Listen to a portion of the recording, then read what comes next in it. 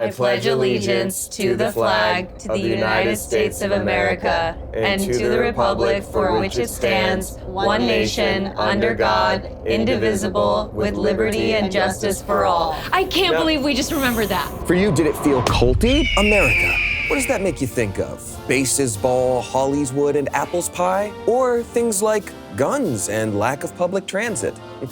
Today, we're going to be exploring some assumptions that people in our international audience have submitted about America or the experience of living in America. Y'all, thank you so much for being here. And everybody hold for the bald eagle noise. Canonically, not a bald eagle. They don't use a bald eagle sound for that, that's not a bald eagle. Isn't that crazy? Oh, okay. That is pretty crazy. One of the many lies we experience day to day. Just a man making a sound with his mouth. Thank God he's getting work. I'm glad he's still working. Yeah. That's a voice actor. I'm glad I'm still getting work. And joining us today is renowned Eagle voice actor, Olivia Sway. We also have Arasha and hbomberguy, aka Harry. Before we kick off all these assumptions, let's please introduce ourselves and say where in America you've lived, or also where elsewhere in the world have you lived. Okay. Hello. Hello. I'm Olivia Sway. I was born in China, and then I moved to Hawaii for a little bit with my family, and then I came to Los Angeles with my family. I'm Arasha. I was born in India, and then my family immigrated to San Antonio, Texas. And then I lived in Boston for college, and then I moved over to LA. And I wanted to say this too. A lot of people who Fob shot. weren't born in America have our little. We got a little fob shot. We got our little marker. So this is always something you can look out for if someone's like, I wasn't born in America. Yeah, I think it's a specific way that the vaccine is given. Yeah. It's the vaccine gun thing, right? Yeah. They're Yeah. Yeah. Yeah. Oh, when I was in second grade in school, they'd be like, Bob shot, Bob shot. Wow. Yeah. That's wild. I feel like I went around lying to people saying that it was a birthmark because I was embarrassed of it Yeah, at first. yeah, Because yeah. people often noticed it, but now I feel like I'm wearing it with a lot of pride. Hell Yeah, me too. I'm I love being a fob. That's just how vaccines look in the UK. We all have weird marks on our arms. Speaking of the UK, Speaking of hey. which, I'm Harry. I was born in Halifax, West Yorkshire. Put this on my Wikipedia page later. And then I moved to Wales, and for video reasons, I got a visa to work in the United States, and my lawyer has informed me that if I leave, they might not let me back in, so I've been stuck here for a year and a half. I'm also going to introduce myself before we hop right in. My name is Damien Haas. I was born in Fulda, Germany. I moved to Georgia, American Georgia, when I was 3.5. I was raised there until 18, and then I moved out to LA and have been here ever since. Welcome. Thank you. We all found our way here. As someone who's been trapped here for a year and a half, how do you feel? Are there any assumptions you had about America before you came here that have either been proven true or have been challenged? I don't like to assume things about people. Okay. I've kind of ruined the premise of the show there, haven't I? Yeah. Harry, it was great to have you. Thanks for coming by. Hey, yeah. One belief among C-tier YouTubers in Britain and other American states is that moving to LA is you're selling out, or Oh, interesting. Whoa. yeah, it's not the same. Your content gets worse. You start having grooming allegations. It's like the place your career goes. I don't think that when just you've peaked, happens. You know? To be fair, I think there's more steps. No, it just gravitates towards you. You know. You land at LAX, we start giving you a haircut. Oh, yeah, they tried that on me. One of our first assumptions here is someone saying, I assume most Americans don't realize how bizarre it is to pledge allegiance to a flag whilst you're a kid. Are you fully familiar with this? So especially when we're children, but in this American school system, at the beginning of the day. Should we do it? Sure. I hate to do it, but I think we have to scare Harry. So you have to stand up, you put your hand over your heart, and Ready, for me, begin. Real quick, I was gonna say it was always on the TV too. We didn't always have a flag in the Yeah, room. Sometimes they TV? would show a flag on TV, which is just more dystopian and Fallout and On the morning announcements. Morning announcements. Yeah. Oh, we had a real flag. You You didn't have a cone? Okay, so... must be nice growing up in Los Angeles. Yeah, we had real flags. Okay, you guys ready? Yeah. I pledge allegiance to the flag to the United States of America and to the republic for which it stands, one nation, under God, indivisible, with liberty and justice for all. I can't believe we just remembered that. So I barely did. for us, that was what we did every morning. It's gave me that's what you do. chills. For you, did it feel culty? Because it does feel a little bit We pledge our hearts to the grand leader who will lead us into the glory kingdom of God. Like it's... I'll raise you one too. We did an extra one for the Texas flag. Us too. Really? Oh, after the Texas flag? Yes. Like right after. The South Shoreline. Yeah. It was like this. What was it? I pledge allegiance to the one state under God. And everything's that one I don't remember, and thank God. Big state, big God, state. Texas, One of the biggest Texas, gods. Texas, God. barbecue, Texas, gun, barbecue, Texas. The only We have state one in for the LA Bible. too. Oh, really? Yeah, it's, hi, I'm Olivia Sway. I'm 5'4", and I'm based in Los Angeles. Over 18 to play younger. A local hire. That is wild. I'm actually so gagged that at least we all remembered the first one, because I was like, no way I remember past I pledge allegiance, and it just came to us. I grew up in the American South. I was a military brat, but there was a pride about like the American military for a lot of youth. So some people didn't put their hands over their hearts. Some people would salute. Oh my And God, they'd be like, not the salute. my family, like as a military family, so I salute. It has to be at this angle. It has to be here. They'd be like, I pledge allegiance to the flag. It was wild. Yeah. So I do turn it back to you. Anything even remotely like that in the UK? No, but I think I now understand why so many Americans are violent thugs. There's your clip. It's the chanting. No, guys, that's gonna be the clip on social media, is us saying the Pledge of Allegiance. But I also have to say that because we did the speech and we did the song, people realized maybe they're singers. Don't justify it. It was great training, you know? Through the song, they found their voice to maybe audition for American Idol. Yet another American. The American flag to American Idol pipeline is a straight line. Yes, yes. They were That's like, what our country was built on. it was like, whoa, Martha can sing. Sorry, so there was the pledge like all throughout like school, Yeah. primary school and like secondary school? I don't High think we did school? it in high don't think- school. I don't think we did it in high school. So did it when you were kids, like not just... Yeah, because that's when they could get us. I think a lot of non-Americans think that we are all uncultured, intolerant, self-absorbed, and that everyone owns a gun.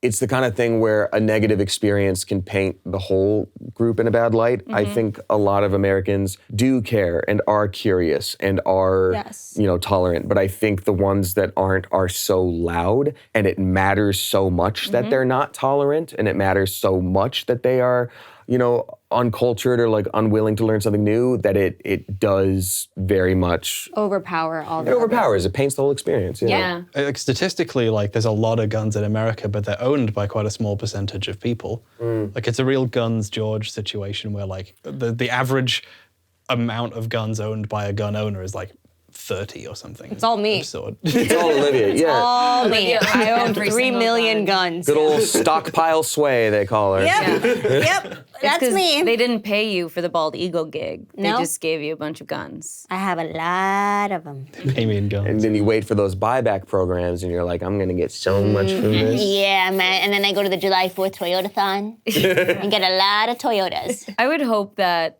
non-Americans looking in can at least have the idea that not everybody is like that, but it also is a lot easier to see all of us as one whole agreeing when leadership in the country is a certain way.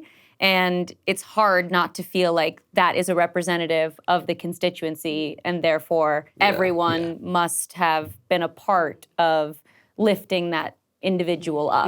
So it's a little difficult, I Yeah. think, when certain wins are for the country. It seems like, oh, this is a great win, and even though a lot of us are against that or tried to avoid that happening, sometimes that slips into the cracks, and people don't notice that, and instead are just like, then if that, then everybody must agree. I can't fathom being able to tell the difference between different fast food places or having specific preferences for one. I live in Scotland, and fast food is fairly rare and a treat. Do you share that opinion, or what do you think about that? Well, I actually grew up thinking fast food was like a special treat. It was like, Yeah. oh, like at your birthday, you go to McDonald's. Me or something too. Like Well, that. me Fair. kind of. And then Yeah, I think that's a little bit shared here. Yeah, like my parents' attempt to sort of culinarily educate me and like feed me nice food completely backfired, because as soon as I could, pay for my own food, I was like, oh, I can eat McDonald's every day. Yeah. So Oh, yeah. It's just fine to do. Absolutely. I'm like 20 pounds heavier in this country. But you're That is the smiling. downside. Outside of like there being a branded fast food thing, on that note, when you were living in the UK, were there places you would go where you're just like, this is a fast and cheap meal option? Was that concept still accessible outside of? Outside of fast food places like McDonald's, no, not really. Really? Okay. It's unless you have to go and go to Tesco for the meal deal or whatever. Oh, yeah. And you have like a sandwich or something. Yeah. But it's sort of, America's covered in affecting the whole world with its brands and its stuff. Like, when I was growing up, we didn't really have Halloween. It was called something else. It was a bit different. Like, I was the first. Sullen? I think it was like Mischief Night or something. Oh, yeah. I was gonna make a joke and say that it was something like Spooky Night, but that's kind I of was what gonna it say is. like the Battle of Normandy. Oh my God. Ooh, spooky, cold. I always call the month leading up to it pumpkin times. Called And Napoleon's it's Revenge. something similar. I think I was the first year group where we had a prom. Like that was a big, yeah. We have like Western influence I think when we grew, or not being from here, like in China, I remember anything that was Western was amazing. Like yeah. I remember going back to my hometown in China and the first KFC opened and it was like, oh my gosh, like this is fancy. This is like where you go to have a birthday. Like Pizza Hut was where you went, like rich people went there to eat pizza. Totally. Yeah, or like Coca-Cola was like a fancy drink. I think fast food is like better in like other countries. Like I agree. Like The KFC in China is incredible. The McDonald's in China. I've had Yeah. McDonald's in China. That was really good. The McDonald's in Japan is really good. Oh, I've had yes. the shrimp burgers burger. are peppery, like they're like flavored. KFC is brilliant. I went to the Taco Bell in Osaka so many times that the woman there asked me if I was unemployed, and I never went back. She it just was- was taking Why? a wild guess. What were you doing I that mean, was she was giving, right on the what money. happened? I just kept coming in, when I Was it should be good? doing something else. It was great though. It was the best Taco Bell I've ever had, and I love Taco Bell. So I think she was offering you a job. Yeah, She's like, I like your moxie. could have taken a completely different life path. You could be running that Taco Bell in Osaka or whatever. You could be. We got another one here. Canadian here. Americans are the only people entitled enough to use American currency in a foreign country. I've experienced this during tourist season. It's wild. I hear you on that. I would be lying if I didn't say this all past weekend. I was like, Apple Pay? But they were like, yes, like that worked. And I definitely felt very like, is this crazy of me to like say right now? But like that is like acceptable, I guess. I guess the idea here is like the entitlement feels like of just like offering cash and being like, you guys accept this, right? Can you go change this at your bank? Right. Yeah. It's like assuming everyone speaks English. Right. Right. Yeah. That entitlement. That being said, almost everywhere I've ever traveled, I try to at least learn some phrases to get by. Yeah. And as I start talking, they're just like, thanks for trying. How big did you want the coffee? And I'm like, oh, okay. Like, all right, sure. Totally. So, I think the entitlement comes from the fact that like the Western influence that we were talking about, like from decades ago, like it was so prevalent in all these countries that people now just assume that because like there's so many like establishments from Western culture like already in your country, like you just assume that like of course you would understand like that I'm giving you American dollars or I'm speaking English or it's like that assumption that of course. It sounds to me, hopefully, like at least if any of us were to do that, I think we would approach it with like a can I or like is this Yeah. possible instead of like here's your $20, like you should accept it. I've never 'Cause done that. that definitely feels like entitlement. I will say this feels to me like I'm trying to be nice and be like, yeah, maybe it's this, but in reality, I'm like, how are you going to go to another country and be like, oh, you don't take the dollar here? Like, never in my life have I thought that. And even like with an app where you're like, Apple Pay? Great, your bank changes it over. Yeah. Like either Apple Pay, Alipay, Google Pay, whatever. Like the apps are way more prevalent now than. I guess actually, I think I've done this. Oh, yeah? But not in a way that it was like a driver or something. And I didn't sure. have any of their currency. Yeah. And I don't think they had Venmo either. So then I was like, I really want to tip you, but I don't have any cash. So I'm like, I do have $20. I think that's different though. Yeah, I'll take that. I think that's different. That's sweet because that's all that you had, as opposed to like, sorry, I ate a full meal. Do you take bags of pennies? Like, Yeah. you know? Yeah, Well, like when I'm pennies. short on money and I only have American dollars, I'll be like, can I supplement this? Like, Yeah. I'm sorry. I've tipped people in the UK with the American dollars I had left when Really? I came back. Okay. Like with the taxi driver back from the airport, I'd be like, also, do you want like $25? I just have this. Do Yes, you want it? yes. And sometimes I'll go, yeah. And, Yeah, you why know, not? And sometimes I'll go, what are you talking about? Right. Yeah. That sounds like both of y'all come from a place of kindness with that, and it's not the like necessity of just like, why can't I purchase this here? It's like, Right. can I give you Yeah. this extra thing? I mean, if you're at all ever being like, why? Like, then it's definitely like, okay, you need to take a step back and understand. On that note, it's one of our assumptions here was, I assume in America, tipping isn't optional, it's a social performance with math. Which I think tipping culture is super messed up, and I understand where it comes from, and I have no problem tipping really well no matter what, because people need it like now. Like, Yeah. we can criticize the system, but the system is what it is right now, and people shouldn't suffer because of that. But like, yeah, it's like, it's not optional. You should do, I say 20% whenever, and you know, you don't really get to withhold that just because you're like, the food was late and I didn't Right. like their vibes, and 5%. I never do that. Like, I could get food poisoning, I'll still tip you. Yeah, right. Yeah. It's like, it almost is so surprising because I've been in a handful of situations with people at tables where sometimes they will be like, yeah, I'm not gonna tip. Like, they weren't that great. Yeah. And it's like, oh my gosh, like you end up looking like the bad guy when you're like, I don't have to do this because they did something wrong to me. It's like, No. well, I have been in situations where like I've split the bill with somebody and then noticed at the end they're like, okay, and this is my contribution, and they're like, and that includes tip, and I'm like, doing the math, you're tipping like $5, like that wasn't nearly enough. So I've like, as they left, I'm like, oh, just real quick, I'm gonna write something down, and I'll like throw an extra Yes. bit on there because I'm like, we're gonna look bad. I think the Totally. tipping Like, entitles you to complain, like because like Yeah. tipping culture is sort of like in Interesting. Europe they don't like tipping. In Britain they'll take the extra money if you're giving it to them. Sure. In America it's like, well, I'm gonna give this guy $40. I get to say, hey, where's my ice cream?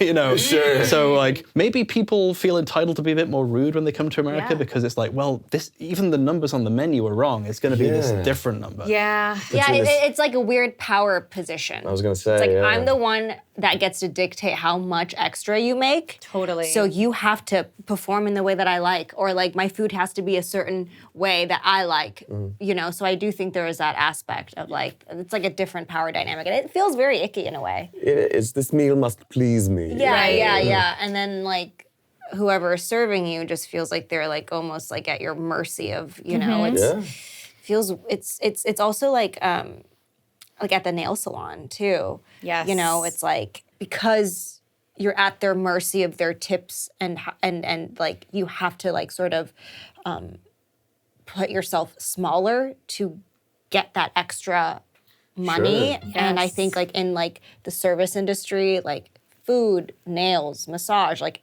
valet, it's like, I don't know, it's like, it feels weird. It does feel weird because you know, I say it like this too. You just use the phrase like extra money, but at the end of the day, it's not extra because they, you know, especially for waiters here, they can be paid so below minimum wage Yeah. that it's like it's not extra. That's the whole thing. I think it also gets tricky too because, you know, there's often a lot of comedy circulating around tipping these days too. Turn around the square terminal. Exactly. Like Yeah. I'm not sure if you're familiar with that, Harry, but yeah, like it's like when, you know, you order like they your turn it $8 around. coffee, they turn around and it's like 15, 25 whatever percent. I feel like that always gets dicey for people too because, you know, for me too, like with the phrase extra money, I think of like the amount that I give, like there is like a standard of like 20%. But then it's also like when someone goes above and beyond, like I love being able to be like, no, like they were amazing. Yeah. Like I'm gonna straight up double however much I paid because like they are so awesome to me. And so it ends up becoming like a marker of like how much work they're also doing for you.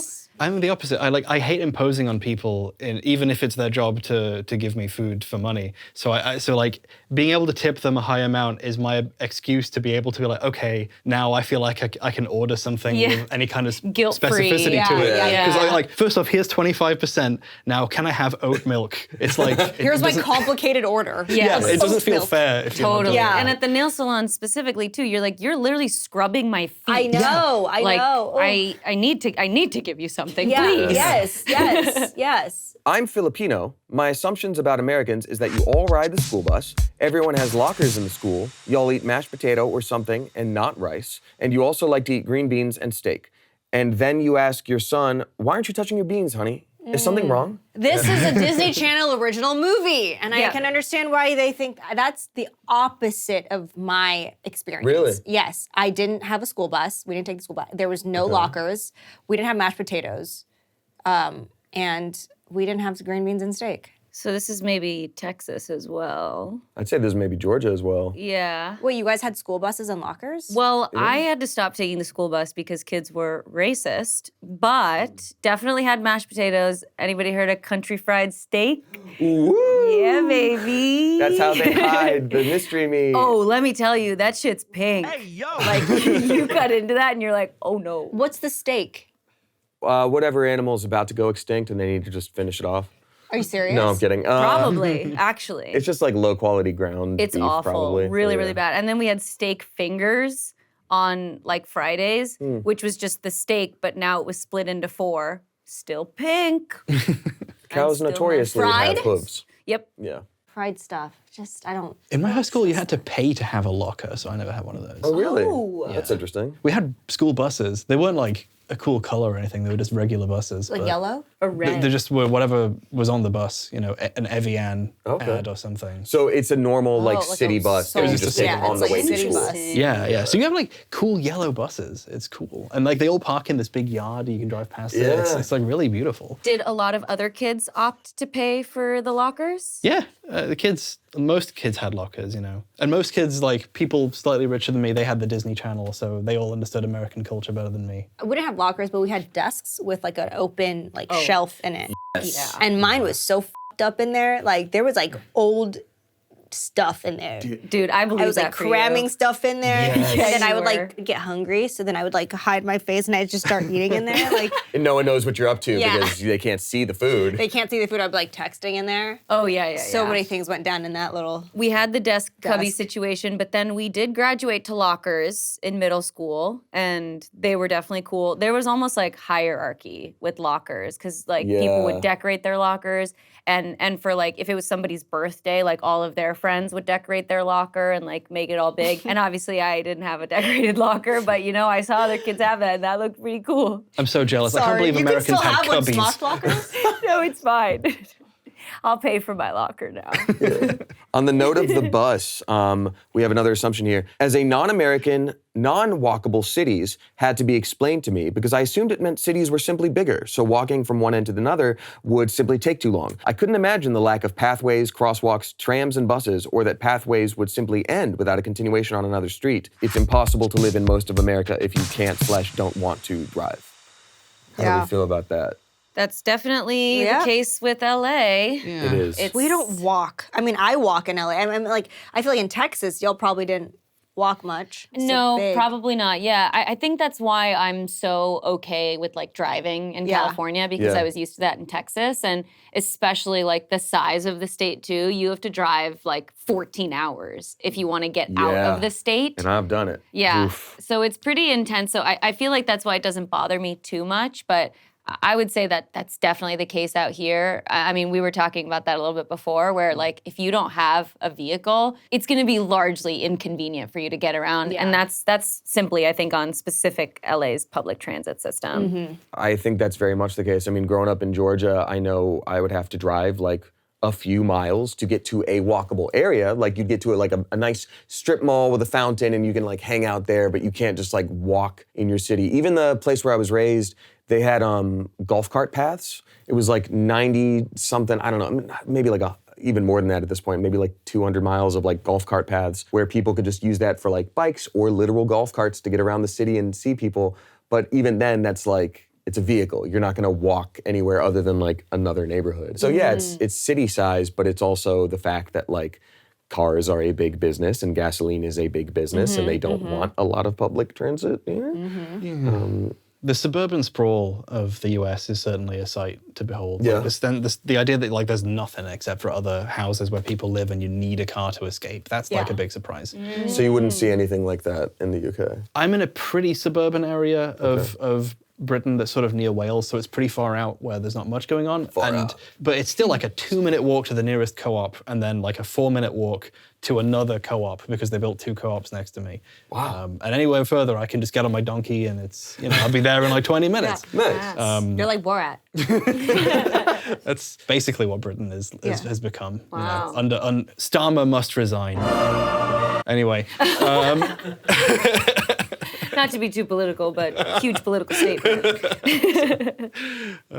So we've got one here that I can certainly relate to. As a non-American who has lived in California, the main culture shock is always just how loud everything is. You go for a meal, there's people playing music at max volume, and people are shouting at all the other tables to speak over it. Highway can be heard from miles away. The buses are loud as hell, despite the fact that they're new. You go to a mall, there's loud music, people being loud. Even in bookstores, there's noise. Vacuums are loud. In my experience, very bad at actually vacuuming. Don't go to 100%. Japan because everything is like, I get so, Wait, really? I was about to say the opposite. Because Japan's quiet. my senses were just so Really? heightened in Japan, yeah. Really? Because I feel like on the train, it's only polite to stay like mouse quiet. Oh, I guess sometimes like the street, everything's like, every button has a sound. Yeah, for like street noise, sure. But I mean, like you go to a restaurant, you go on public yeah, transit, like everyone's like respectful of noise. And I feel like I get so overstimulated so easily in general that like when I went there the first time, I was like, it can be like this? People can just shut up I sometimes? think you're right. Like, yeah. I think it certainly depends where you are too, because in India there is definitely a lot of noise. I mean, for instance, like driving, going back to sort of like the traffic of it all, streets. They don't know her. They're just like, it's just everybody's honking every like 3 seconds on top of each other and just kind of like finding their way. So it's definitely very loud on the streets.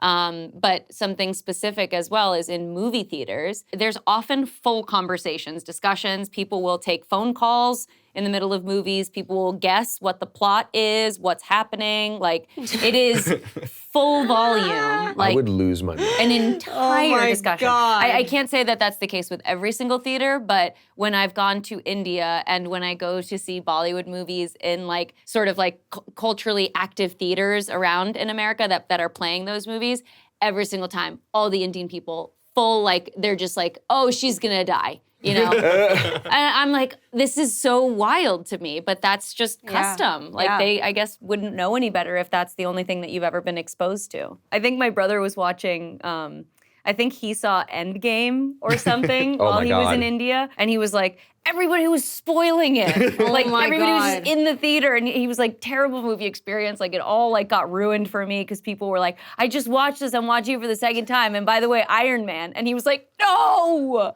Harry, do you have any, like when you came here, where there are things where you're like, oh. I love that the question was about how loud Americans are, and I didn't have to say a single word. Oh my God, you're so right. I'm so Bang. sorry.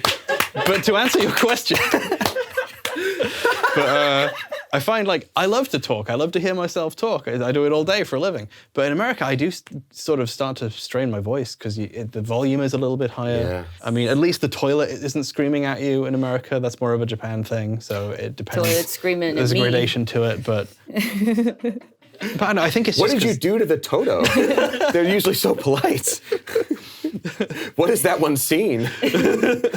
What is that toilet scene? I'm sorry. Beep. Just have some Chipotle. The toilet will scream for you. Ew. What?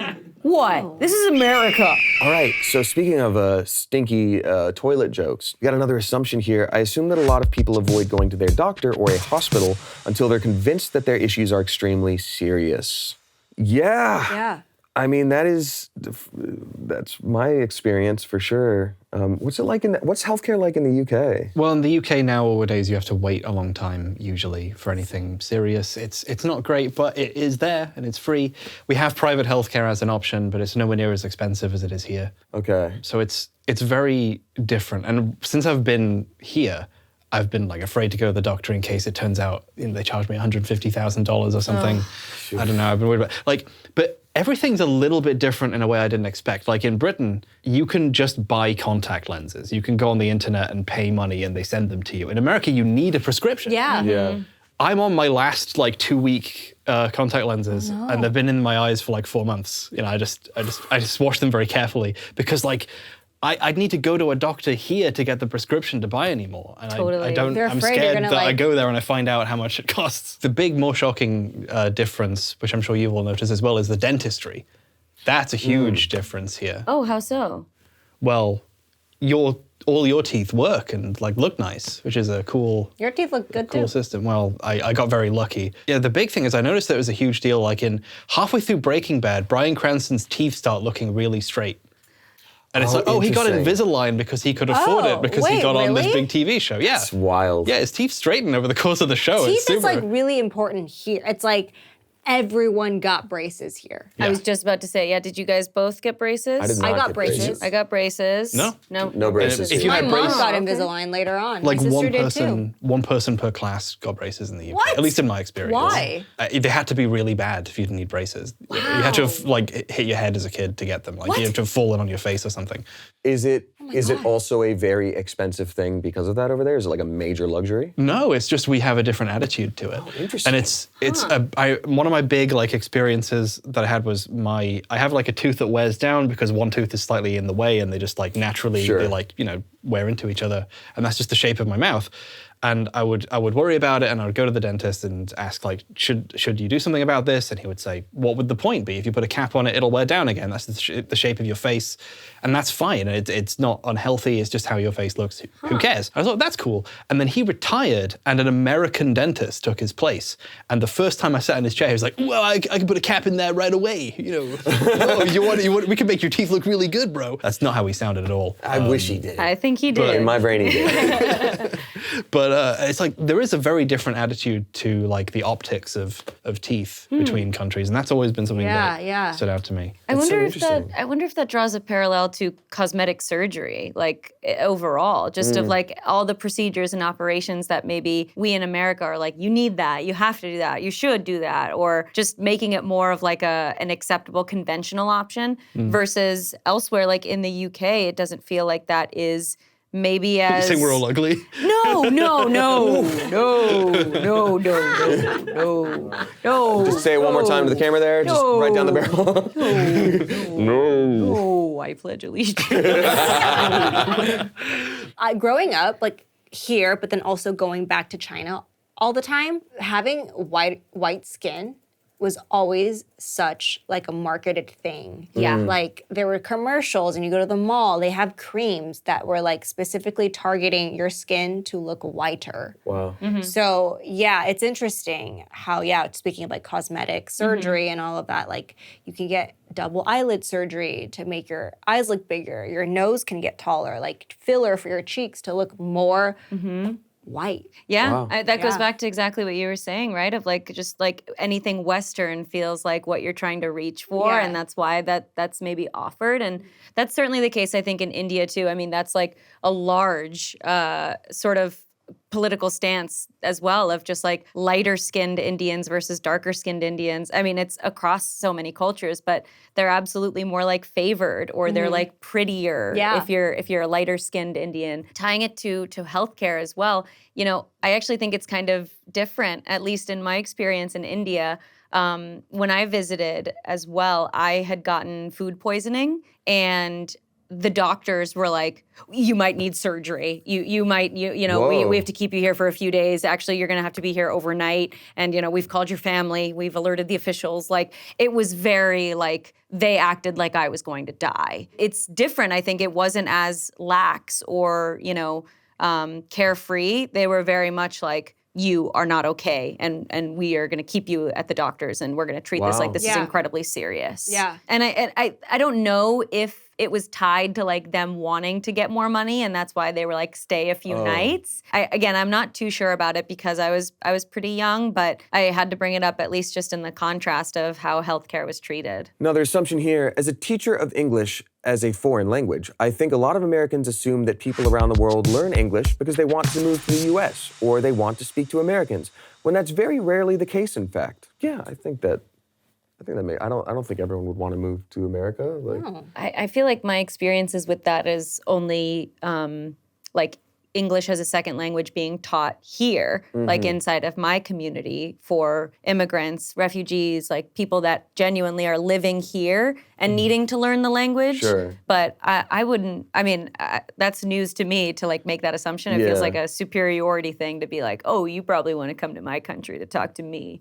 Maybe some people would. For myself, I just think like, just probably means you can consume specific media too.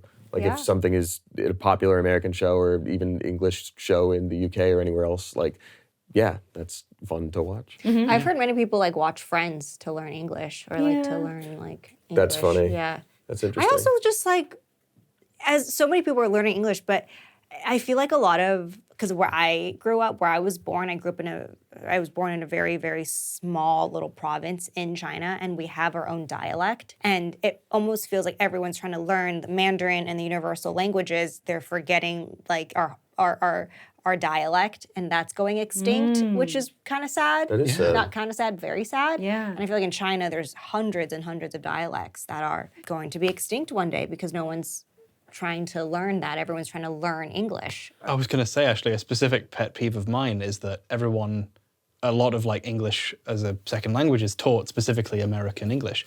I have a cousin who was raised in Dubai, and she speaks English with an American accent because that's just how it's taught in a lot of other places. And Interesting. It's like, that's not my culture.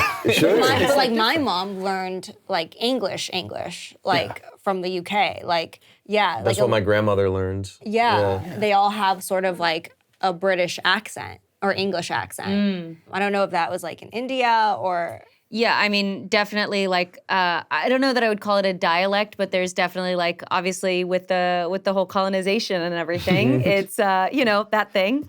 Just a few hundred years. Yeah. That little thing that happened. A little thing. 1700s. We did a little thing. I find it kind of in the way of speaking a little bit too, like at least with, sometimes you'll see, of course, a lot of like British Indians, of course, but you'll also just see like in the way that kind of questions are asked, same like, well, do you have anything to say about that? And people will be like, oh, that's like a British way of speaking. And it's like, well, did you know? Yeah, interesting. Harry, do you speak any other languages? I used to speak German as a kid, but not very well, and I've forgotten all of it. But yeah, it's terrible. But it is like, it's a useful language. Like apparently, a lot of translation of like German physics texts into English happened in India because that's the only place where they bothered to learn multiple languages. So a lot of the translation happened there.